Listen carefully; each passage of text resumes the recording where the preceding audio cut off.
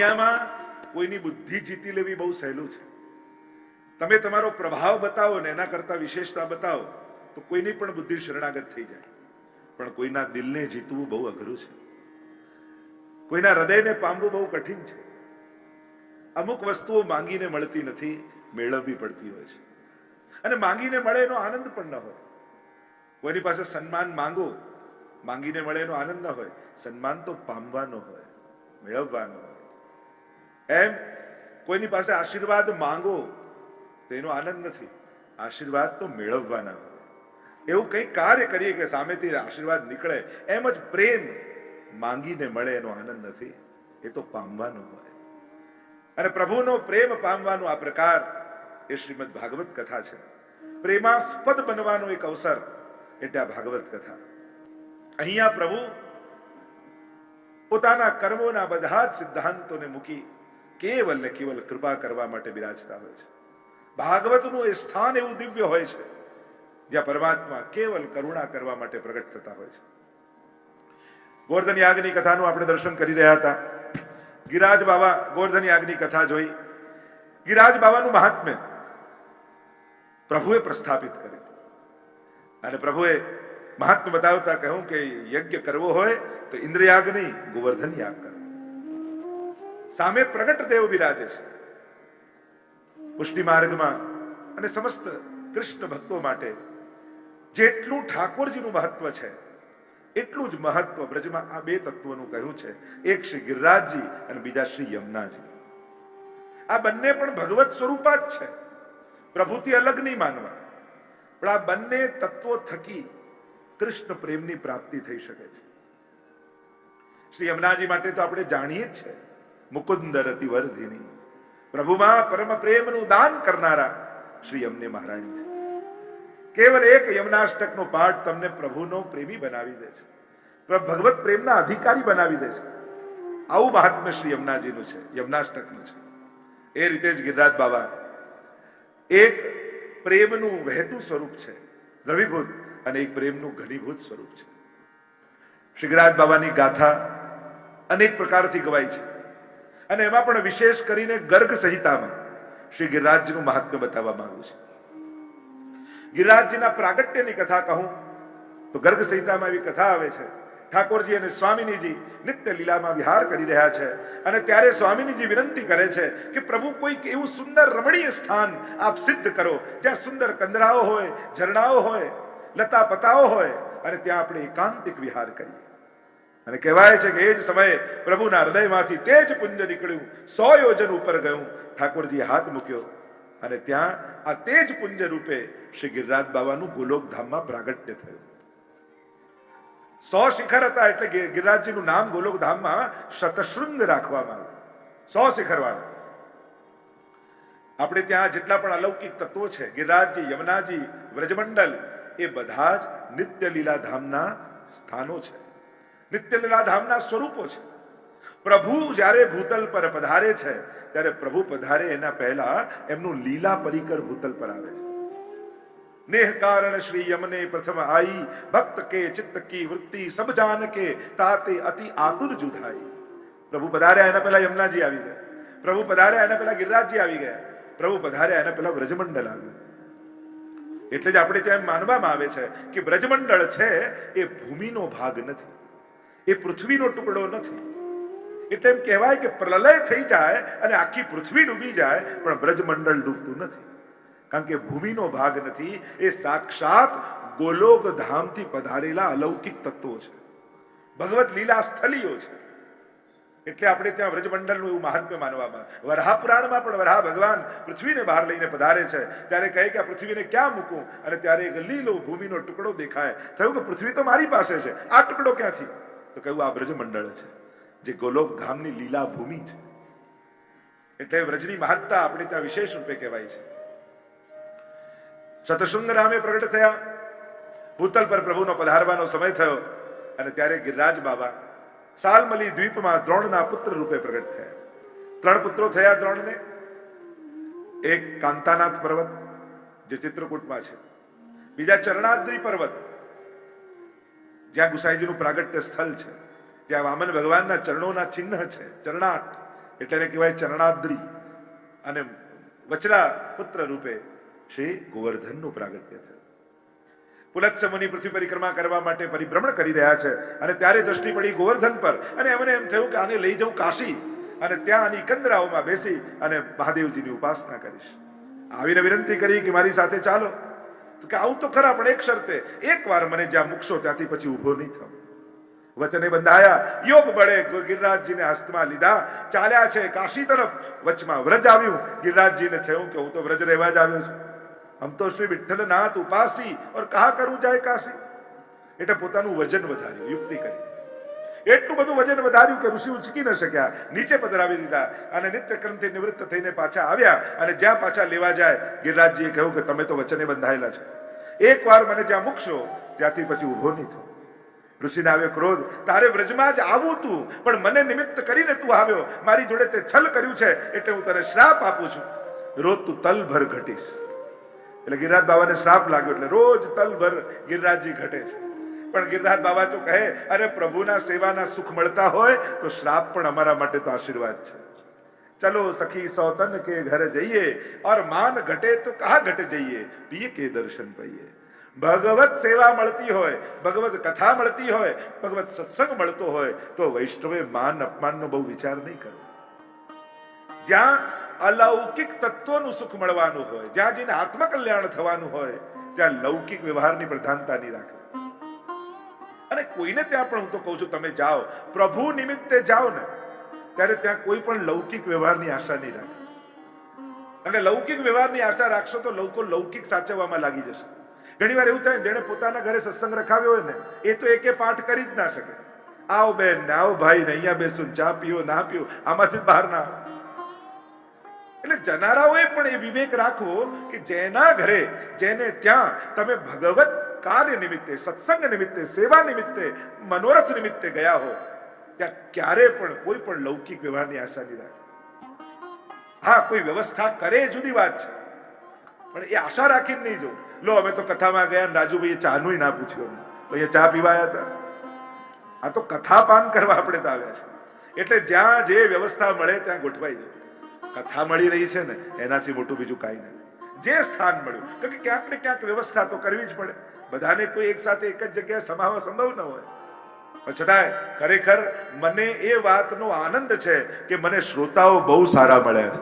આ કથા જો ને 3:30 વાગે ત્યાં સુધી તો બધું આટલા હજારો લોકો એક સાથે પોતાના સમય ગોઠવાઈ ગયા. કેટલીક કથા શ્રવણની આપણે તત્પરતા છે, એ જોઈને આનંદ થાય કે આટલા લોકો પણ સમયસર આવીને ગોઠવાઈ જાય છે. આ તમારી તત્પરતા બતાવે છે શ્રવણની. સારા શ્રોતા મળે ને એ વક્તાનું સદભાગ્ય કહેવાય. એટલે અહીંયા તો સ્વયં પરીક્ષિત મહારાજ સુખદેવજીને પૂછે છે, સાધુવાદ આપે છે, કહે છે કે તને ભૂખ તરસ કંઈક લાગી હશે. સુખદેવજીની વાત સાંભળીને પરીક્ષિત મહારાજ તો એ જ કહે, અરે આપના મુક્તિ કથામૃત મળી રહ્યું છે, આનાથી મોટું બીજું શું મળવાનું. પેટ ભરવા માટે તો આખું જીવન છે અને જિંદગીભર આ જ કરતા આવ્યા છે. આ આત્માની તૃપ્તિ મળી રહી છે, આ ભગવદ રસ અમને મળી રહ્યો છે, આનાથી અધિક બીજું શું હોય. અહીંયા જે ચર્ચા હું કરી રહ્યો છું, જ્યારે પણ અલૌક નિમિત્તે ગમે ત્યાં, કોઈ ધર્મસ્થાનમાં જાઓ, કોઈ તીર્થ સ્થાનમાં જાઓ, કોઈ હવેલીમાં જાઓ, કોઈના ઘરે સત્સંગમાં જાઓ, પ્રભુ નિમિત્તે જ્યાં પણ ગયા હોઈએ ત્યાં બને એટલી ઓછી લૌકિક વ્યવહારની આશા રાખો. લૌકિક અપેક્ષા રાખશો તો લૌકિક મળશે, અલૌકિક નિમિત્ત કરીને જશો તો અલૌકિક મળશે. અહીંયા ગિરિરાજ બાબાને શ્રાપ લાગ્યો છે, પણ થયું કે વ્રજવાસ મળે તો શ્રાપ પણ સ્વીકારવા તૈયાર છે. અને ગિરિરાજજી ત્યાં બિરાજ્યા. આપણે ત્યાં ગિરિરાજ બાબાની અનેક પ્રકારની મહત્તા અને કથા ગવાઈ છે. એ જ ગિરિરાજજી જ્યારે તમે વ્રજમાં જાઓ છો ત્યારે દેવતા રૂપે બિરાજેલા હોય. જો એમ ઘરે ગિરિરાજજીની યમુનાજી બિરાજતા હોય તો આપણે શું કે અમારે ત્યાં ગિરિરાજજીની સેવા છે, અમારે ત્યાં યમુનાજીની સેવા છે. પણ એ જ જ્યારે તમે વ્રજમાં જાઓ ત્યારે ગિરિરાજજીની સેવા નથી કરતા, ત્યાં ગોવર્ધન પૂજા કરો છો, ગિરિરાજજીનું પૂજન કરો છો, યમુનાજીનું પૂજન કરો છો. કારણ કે ત્યાં અમારો દેવ ગોવર્ધન રાનો, ત્યાં દેવતા રૂપે ગિરિરાજજી બિરાજે. વ્રજના દેવ છે, વ્રજના દેવી નમો દેવી યમને, નમો દેવી યમને. ત્યાં વ્રજની દેવી છે, અધિષ્ઠાત્રી. હું તો એમ માનું કે જેને પણ બ્રહ્મ સંબંધ લીધું છે એના કુળ દેવતા ગિરિરાજજી ને કુળ દેવી યમુનાજી છે. કારણ કે બ્રહ્મ સંબંધ લઈને વ્રજભક્ત બનીએ છે, અને વ્રજભક્તોના દેવતા તો ગિરિરાજજી છે, અને વ્રજભક્તોની કુળદેવી શ્રી યમુનાજી છે. ગિરિરાજ બાવાના પૂજનનો ક્રમ આપણે ત્યાં માનવામાં આવે છે, વિશેષ કરીને પરિક્રમાનો ક્રમ માનવામાં આવે છે. કઈ રીતે પૂજન કરાય, કઈ રીતે ભોગ ધરાય, કઈ રીતે પરિક્રમા કરાય, આ બધાના વિવેક છે. ગમે તે તમે કરો પણ વિવેક શબ્દને ભૂલતા નહીં. ઠાકોરજી ગમે તેટલું સામર્થ્ય આપે પણ પૂજનમાં સેવામાં વિવેક બહુ જરૂરી છે. પરિક્રમા કરતા પણ વિવેક બને તો ગિરિરાજજીની પરિક્રમા કરતા કોઈ લૌકિક વાત ન થાય એની સાવધાની રાખે. તો કે ગિરિરાજ બાવા છે ને એના બે સ્વરૂપ છે આપણે ત્યાં. જેમ મર્યાદા માર્ગમાં હનુમાનજી એ પોતે ભગવાન તરીકે એમના મંદિર પણ હોય, અને રામ કાજ કરવે કો આતુર રામના દાસ તરીકે પણ પ્રસિદ્ધ છે. એમ પુષ્ટિ ભક્તિ માર્ગમાં, કૃષ્ણ ભક્તિમાં ગિરિરાજ બાવાને પણ બે સ્વરૂપે માનવામાં આવે. એક જે ગોપીજનોએ વેણુ ગીતમાં બતાવ્યા, અંતાય મદ્રિર્બલા હરિદાસ વર્યો યદ રામ કૃષ્ણ ચરણ સ્પર્શ પ્રમોદ.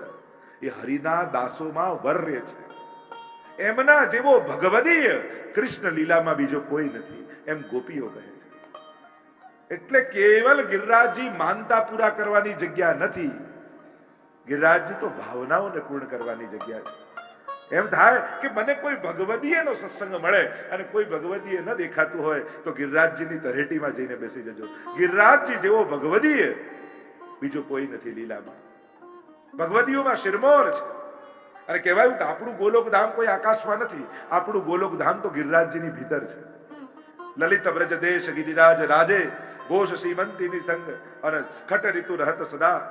છ ઋતુ ગિરિરાજજીની અંદર છે, અને અહર્નિશ યુગલ સ્વરૂપની લીલા ગિરિરાજજીની ભીતર ચાલે છે.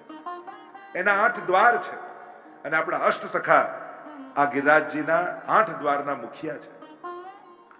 એટલે હરિદાસ વર્ય રૂપે ગિરિરાજજીને માનવામાં આવ્યા. કહ્યું કે આ તો ભગવદી છે, આ સેવા કરે છે. યદ રામ કૃષ્ણ ચરણ સ્પર્શ પ્રમોદ. સેવકનો પહેલું લક્ષણ શું? પ્રભુનો સ્પર્શ થતા જ એને રોમાંચ થાય. ગિરિરાજ બાવા ઠાકોરજી જયારે ગૌચારણ કરવા પધારે, પ્રભુના ચરણોનો સ્પર્શ થતા આ ગિરિરાજજીની ઉપર જે વૃક્ષો દેખાય છે ને, ભગવદીઓ કહે વૃક્ષો નથી, પ્રભુના સ્પર્શને કારણે ઉભા થયેલા ગિરિરાજજીના રૂવાડાઓ છે કે જેમને રોમાંચ થયો છે. એવા ગિરિરાજ બાવા છે. તો સ્વયં હરિદાસ વર્ય પણ છે, અને શૈલોસ્મી કહી પ્રભુએ અનુભવ કરાવ્યો કે આ મારું જ સ્વરૂપ છે. ઠાકોરજી અને ગિરિરાજજીમાં કોઈ ભેદ નથી, એ ભગવદ રૂપ છે. જો આપણે ત્યાં અમુક તત્વોને ભગવાનના મુખારવિંદ માનવામાં આવે, એટલે ગિરિરાજ બાવા ને ત્યાં મુખારવિંદ છે. વ્રજમાં બીજે ક્યાંય મુખારવિંદ નથી. આપણે ત્યાં બ્રાહ્મણને ભગવાનનું મુખ માનવામાં આવે. બ્રાહ્મણોસ્ય મુખમાં સિતરજાયત. એટલે જ આપણે ત્યાં કંઈ પણ હોય તો બ્રહ્મ ભોજન કરાવીએ, એટલે એક ભાવ એવો થાય કે ભગવાનને બ્રાહ્મણો થકી આપણે જમાડે. બીજું યજ્ઞ કુંડને ભગવાનનું મુખારવિંદ માનવામાં આવે છે. આપણે જયારે પણ યજ્ઞ પણ કરતા હોય ને, એટલે યજ્ઞ કરાવનારા ભૂદેવો એમ કહે આમ ન નાખો, આ રીતે જમાડતા હોય તે ભોજન કરાવતા હોય એ રીતે પધરાવો યજ્ઞમાં.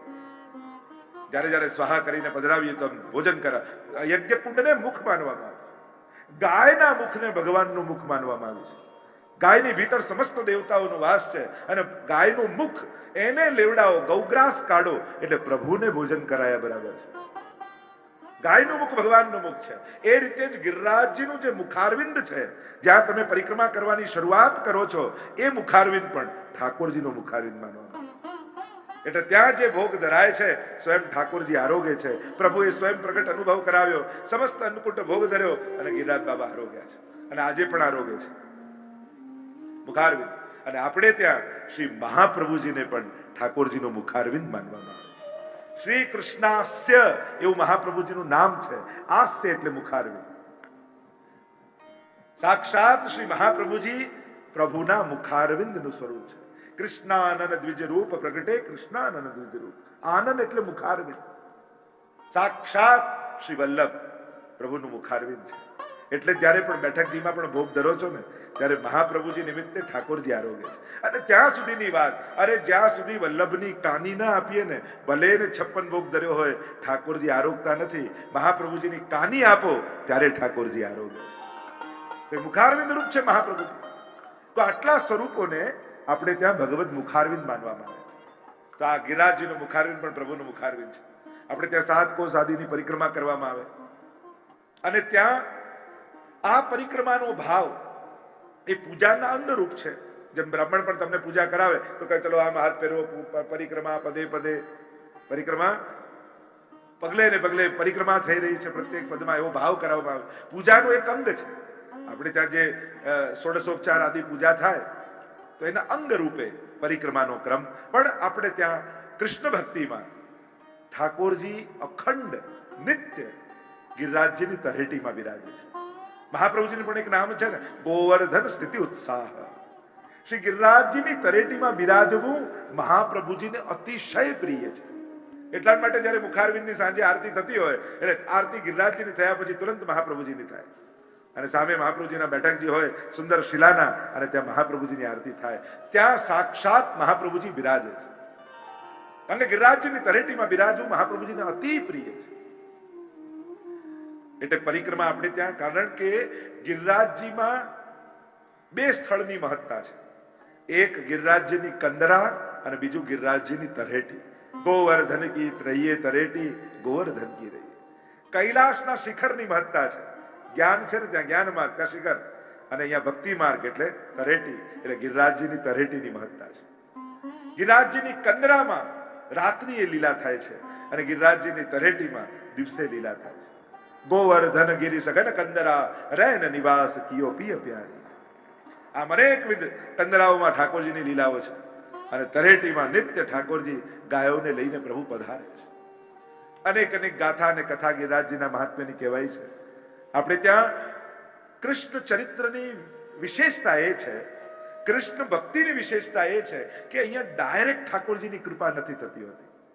અહીંયા કૃપા પ્રાપ્તિનો એક પ્રકાર છે. અહીંયા પહેલા પ્રભુના લીલા પરિકરની કૃપા પ્રાપ્ત કરાય અને પછી પ્રભુ કૃપા કરતા હોય છે. એટલે સીધા પ્રભુને મેળવવાના મહેનત યા ભક્તો એ કોશિશ નથી કરતા. અહીંયા કોને રીઝવે? અહીંયા સ્વામીજીનું વલ્લભને રીઝવે, અહીંયા યમુનાજીને રીઝવવામાં આવે, અહીંયા ગિરિરાજજીને રીઝવવામાં આવે, અહીંયા વ્રજભક્તો ગાયોને રીઝવવામાં આવે. કારણ કે જો પ્રભુના લીલા પરિકર અમારા ઉપર પ્રસન્ન થશે અને એમના આશીર્વાદ મળશે તો ઠાકોરજી અમારા પર જલ્દી કૃપા કરશે. અહીંયા તો દાસાનું દાસત્વનો ભાવ છે કે આ પ્રભુના લીલા પરિકર ગોપીજનોની કૃપા અમારા પર થાય તો પ્રભુ સહજ અમારા પર કૃપા કરે. કારણ કે ભક્તિ માર્ગમાં એક વાત સ્પષ્ટ સમજી લો, અહીંયા ભગવાન મેળવવા માટે કાંઈ થતું નથી. તમે એમ કહો ભાગવત કથા ભગવાન મેળવવા, માળા કરું ભગવાન મેળવવા, પાઠ કરું ભગવાન મેળવવું એ ભક્તિ માર્ગનો લક્ષ્ય છે જ નહીં.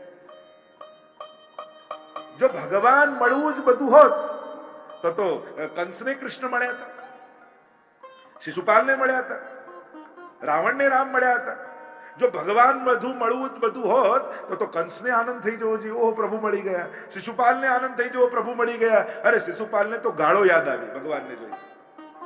ભગવાન જ મળવું બધું હોત તો ઘણાને મળ્યા, એને તો આનંદ ના આવ્યો. ભગવાન કરતા પણ મહત્વનું છે ભાવ મળવો, ભક્તિ મળવી.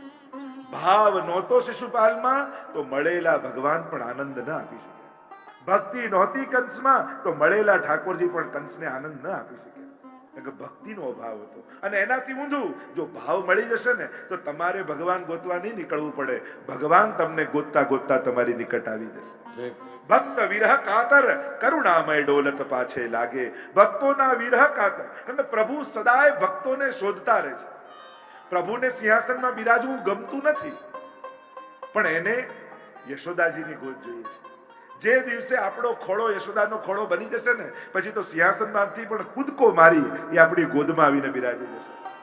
અને આપણા સેવ્ય કોણ છે? યશોદોત્સંગ લાલી, યશોદાજીના ઉત્સંગમાં ગોદમાં ખેલતા ઠાકોરજી. એટલે આપણા પુષ્ટિ પુરુષોત્તમને સિંહાસનની આદત છે જ નહીં, એને તો ખોળાની આદત છે. પણ આપણો ખોળો યશોદાનો નથી લાગતો એટલે સિંહાસનમાં બિરાજેલા રહે છે. ચમત્કાર ઠાકોરજીમાં થશે એવું ન વિચારો, ચમત્કાર તો આપણી અંદર કરવાનો છે કે મારી અંદર યશોદા ક્યારે જાગે, મારી અંદર ગોપી ક્યારે જાગે. કારણ કે જે દિવસે આપણી ભીતર સુતેલી ગોપી જાગી ગઈ ને તો શેષ મહેશ ગણેશ દિનેશ સુરેશ જાઈ નિરંતર ધ્યાવે. જાઈ અનાદિ અખંડ અનંત અછેદ વેદ સુવેદ બતાવે. નારદ સે સુખ જાહી રટે પછિહારી તુરી પુરી પાર ન પાવે. તાહી અહિર કી છોહરિયા છછિયા ભર છાછ પે નાચ નચાવે. એક છછિયા ભર છાછ પર ત્રિલોકનો નાથ ગોપીઓના આંગણે નાચે છે. એ તાકાત ગોપીઓની ભક્તિની છે. પ્રભુ પાસે માંગવાનો અવસર આવે તો એવું ન માંગતા કે મારી સામે ક્યારે પ્રગટ થશો, ક્યારે બોલશો, ક્યારે દેખાશો. માંગજો એવું કે મારી ભીતર ગોપી ક્યારે જાગૃત થાય, મારી ગોદ યશોદાની ગોદ ક્યારે બને, એનો ભાવ મને ક્યારે પ્રાપ્ત થાય. કારણ કે જે દિવસે એનો ભાવ આપણી અંદર આવ્યો ને ત્યારે ત્રિલોકનો નાથ આપણા આંગણે નાચવા લાગશે, આપણી પાછળ પાછળ દોડવા લાગશે.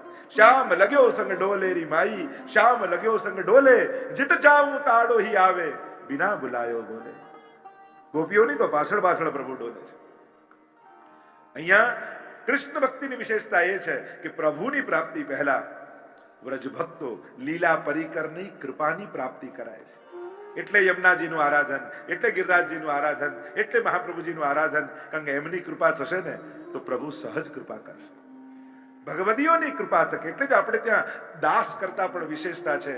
દાસાનો દાસો ભવિતાસ વિભૂય, દાસનો એ દાસ થાવ, આ ભાવ આપણે ત્યાં છે. તો ગિરિરાજ બાબાની અનેક પ્રકારની ગાથા અને કથા કહી છે, મહાત્મ્યને ગાયું છે. સ્વયં પ્રભુએ વ્રજભક્તોને સમજાવ્યું કે જો ગિરિરાજજીનું પૂજન કરશો અને ગિરિરાજ બાબાની કૃપા થશે તો સાચા અર્થમાં બધા જ સુખોની પ્રાપ્તિ થશે. પ્રભુની આજ્ઞા સાંભળી બધાએ ગોવર્ધન પૂજા કરી છે. ત્યાં ઇન્દ્રને સમાચાર નારદજી આપ્યા, અરે તારું અપમાન થયું છે, વ્રજવાસીઓએ ઇન્દ્રયાગ બંધ કરી દીધો છે અને નવો કોઈ ગોવર્ધન યાગ શરૂ કર્યો છે. ઇન્દ્ર કોપાયમાન થયા, અરે વ્રજવાસીઓની આટલી હિંમત! સંવર્તક નામના મેઘોને આજ્ઞા કરી, જે પ્રલય કાળમાં વર્ષા કરવાના હોય, આજ્ઞા કરી કે જાઓ વ્રજને ડુબાડી દો.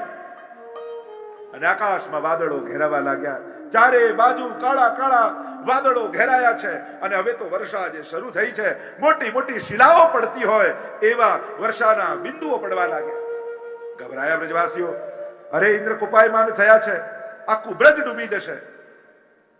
પ્રભુ પાસે આવે, પ્રભુને વિનંતી કરી. પ્રભુએ કહ્યું કે આપણે જેનો યજ્ઞ કર્યો છે એ ગિરિરાજ બાબા આપણી રક્ષા કરશે. આવો ગિરિરાજજીના શરણે જઈએ. અને બધા વ્રજવાસીઓને લઈ પ્રભુ ગિરિરાજજીની તળેટીમાં ગયા.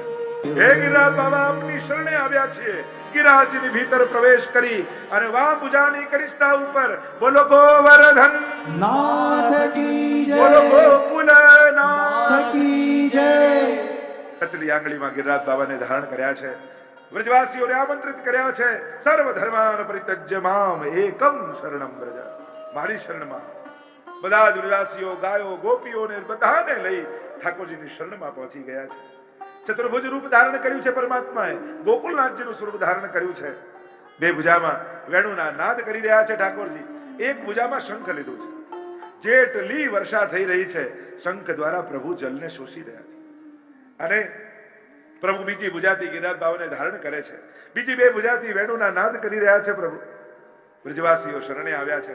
7 દિવસ સુધી ગિરિરાજજીને ધારણ કરી રાખ્યા.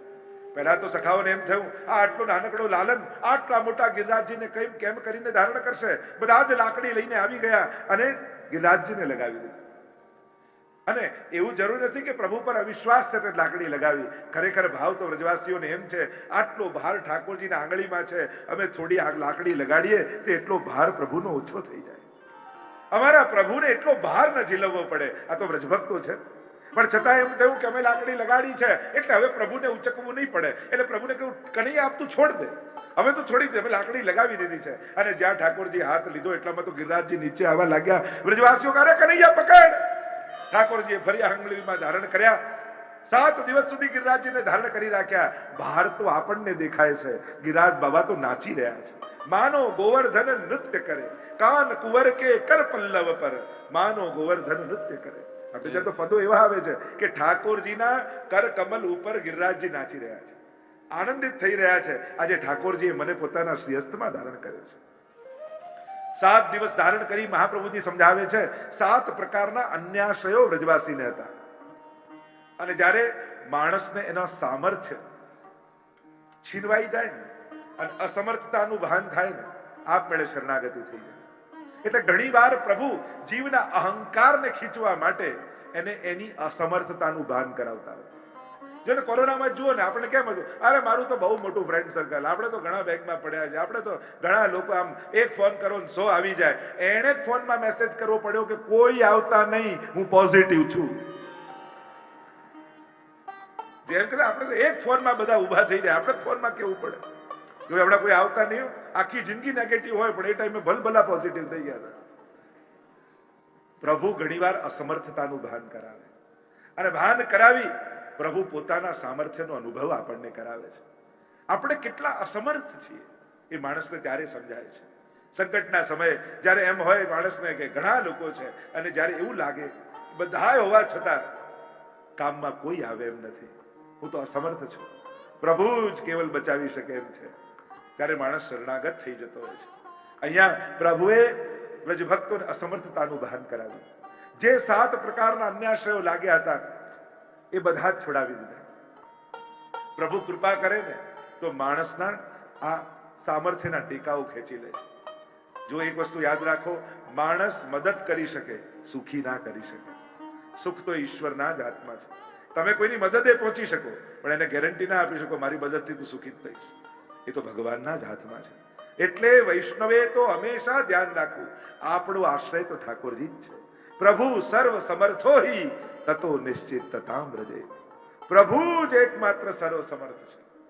અલ્પનો આશ્રય કરશો તો ક્યાંક ને ક્યાંક જીવનમાં દુઃખ આવશે, મહદનો આશ્રય કરશો તો એ બધા દુઃખોને હરી લેશે. 7 પ્રકારના અન્યાશ્રયો છોડી અનન્ય આશ્રયનું દાન ઠાકોરજીએ કર્યું. આશ્રય તો છે પણ એની આગળ એક શબ્દ જોડ્યો, અનન્ય આશ્રય. આ જે કાંઈ પણ છે પ્રભુ જ કરનારા છે. આવો અનન્ય આશ્રય ઠાકોર. જો સન્માન બધાનું થાય પણ ભક્તિ બધાની ન થઈ શકે, આદર બધાને આપી શકો. અનન્યતા એ ભક્તિનું લક્ષણ છે. એક જગ્યાએ 100 ફૂટ ખાડો ખોદો તો પાણી નીકળે, પણ 10 જગ્યાએ 10 ખોટો તો પાણી ના નીકળે. કહેવાનો મારો અર્થ, ભક્તિમાં વિસ્તારનું મહત્વ નથી, ભક્તિમાં ઊંડાણનું મહત્વ છે. આપણે લોકો વિસ્તાર વધારતા છીએ, આનોય ફોટો લઈ લઉં, આનોય ફોટો મૂકી દઉં, આની મૂર્તિ લઈ આવું, આની લઈ આવું, અને પછી ઘણાના મંદિર તો એવા ભરાયેલા હોય જાણે ભરેલી બસ ન હોય એમટીએસ ની. 2-4 દેવતાઓ તો લટકતા હોય આ મંદિરમાં કે આ મંદિર હલે 2-4 પડી જાય. 2 વસ્તુ છે, એક છે બધામાં ભગવાન જોવાની કોશિશ અને બીજું છે ભગવાનમાં બધું જોઈ લેવું. જેમ મુખમાં ભોજન નાખો છો તો બધા અંગો પુષ્ટ થઈ જાય છે, એમ પ્રભુને ભજો છો તો બધા દેવી દેવતાઓ પ્રસન્ન થઈ જાય છે. આપણે આદર સન્માન તો બધાનું કરવાનું, અરે જીવ માત્રનું સન્માન કરવાનું હોય, પણ ભક્તિ ક્યાંક આંખ બંધ કરો ને તમને તમારો ઈષ્ટ દેખાય, આટલો એક લગાવ તો કરવો પડે કે નહીં? મન એક છે તો એકમાં લાગે. આદર સન્માન સત્કાર તો બધાના થાય, પણ ક્યાંક કોઈક એક ઈષ્ટ તો હોય ને કે નેત્ર બંધ કરીએ ને તમને સામે દેખાય. એવા તાતણા જોડાયેલા તો હોય જોઈએ આપણા આરાધ્ય સાથે. એટલે વિસ્તાર ન વધારો, ઊંડાણ વધારો. વિસ્તાર વધારતા જશો તો ખોવાઈ જશો, ઊંડાણ વધારશો, ગહેરાઈ વધારશો. જેમ મુખમાં ભોજન નાખો તો બધા પુષ્ટ થાય, એમ જેના ઘરે ઠાકોરજી બિરાજે છે ને એના પર 33 કોટી દેવતાઓના રોજ આશીર્વાદ એને મળે છે. અને ભાગવત પ્રમાણ છે, દેવકીજીના ગર્ભમાં ભગવાન આવ્યા તો બધા દેવતાઓ આવીને સ્તુતિ કરી, પુષ્પ વર્ષા કરી. એમ જેના ઘરે ઠાકોરજી આવે એમ 33 કોટી દેવતાઓ રોજ એના ઘરે પુષ્પ વર્ષા કરે, રોજ એને આશીર્વાદ આપે. આનું કર્યું આનું ન કર્યું એટલે આ ખીજાઈ ગયા, અને આનું કર્યું તો આ નારાજ. આ બધી આપણી માણસોની વૃત્તિઓ છે. પ્રભુને ભજો છો બધા જ પ્રસન્ન થાય છે. અનન્ય ભક્તિનું દાન કર્યું છે. ઇન્દ્ર હાર્યો છે, દંડવત કરતા કરતા ઠાકોરજી પાસે આવ્યો, ક્ષમા માંગી, પ્રભુએ ક્ષમા આપી છે. કામધેનુ દ્વારા પ્રભુનો અભિષેક કરવામાં આવ્યો છે અને આમ પ્રભુનું નામ પડ્યું. બોલો ગોવિંદ ભગવાન કી જય, ગોવિંદ ભગવાન કી જય. આમ ગોવર્ધન યાગની સુંદર લીલાનું વર્ણન કરવામાં આવ્યું.